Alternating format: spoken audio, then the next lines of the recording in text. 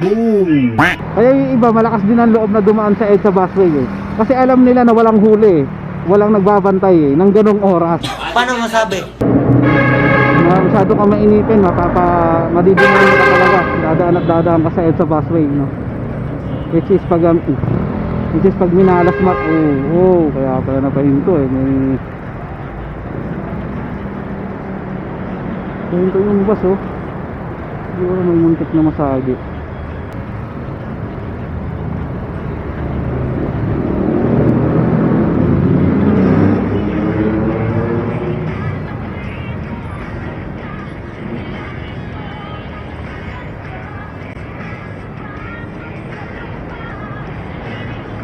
Kaya kasi makasagi tayo.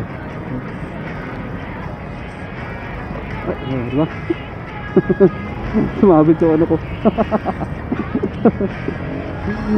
Sumabit yung mini side mirror ko. Convex mirror pala.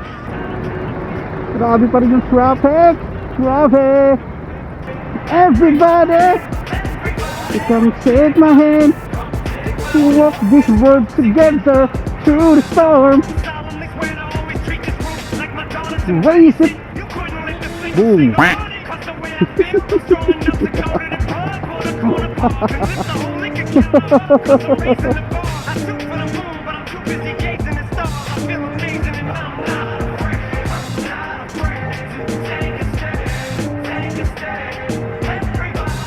Kayo by Glock 9.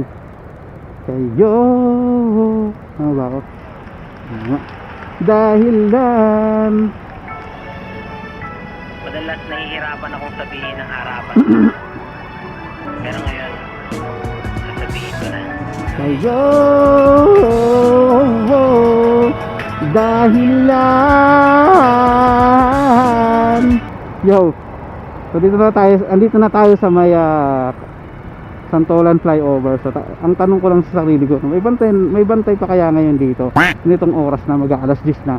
Kasi usually pag nadadaanan ko sila dito na nagbabantay, mga umaga yun eh, umaga or madaling araw nagbabantay sila. Pero wala na pala. Malinis. Wow! So mga ganito oras wala na sila. Baka naman lumipat na sila dun sa may Ortigas flyover. So tingnan natin, baka mamaya nandun eh.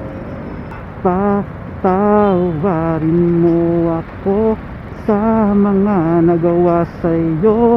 Di ko naman sinasadya na saktan. Ngayon ko lang na-realize the name is linked to me. Come back to me. Yeah.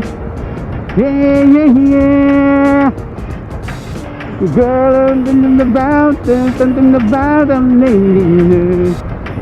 I can feel it out. I'm missing an hour. Oh, grabe oh. So ngayon so alas 10 na. So dito na tayo sa Ortigas flyover. So napaka-traffic pa din. So tingnan natin, baka siguro dahil may bantay pa rin dito ngayon, kasi wala sila doon sa Santolan flyover. So tingnan natin dito, baka nandito sila. So yun, traffic pa din Hindi na to rush hour pero traffic pa din. Traffic lang ang pag-ibig mo.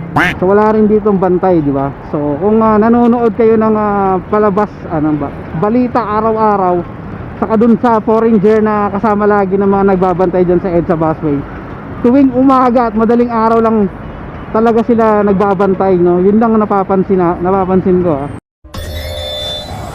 Wala, ganoon talaga mapag-obserba tayo, kaya nakikita natin na hindi sila masyado active magbantay sa EDSA busway.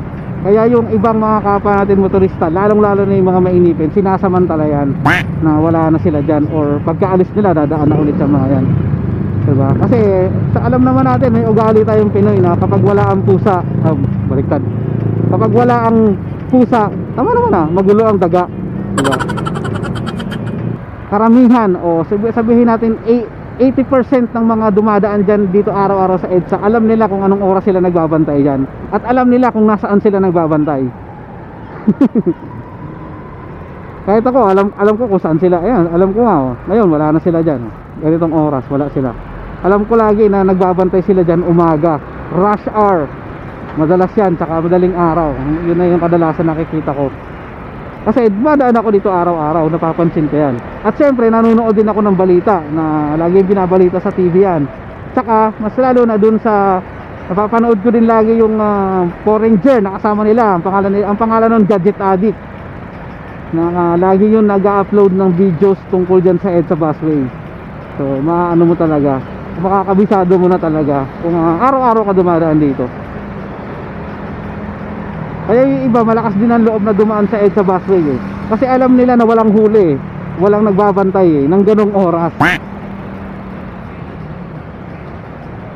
Yung mga nahuhuli na lang dyan eh, siyempre yun yung hindi nila akala na walang bantay. Siguro mali ang ano nila, mali yung sense nila nung araw na yun.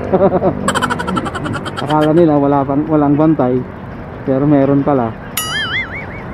Hindi nila napakiramdaman at hindi nila nakita sa kanilang mga observation haki. Ibig sabihin ng mga nahuli, hindi pa advance yung observation haki nila kasi nahuli pa sila eh. Pero alam nila siyempre na bawal dyan. Imposibleng hindi nila alam na bawal dyan.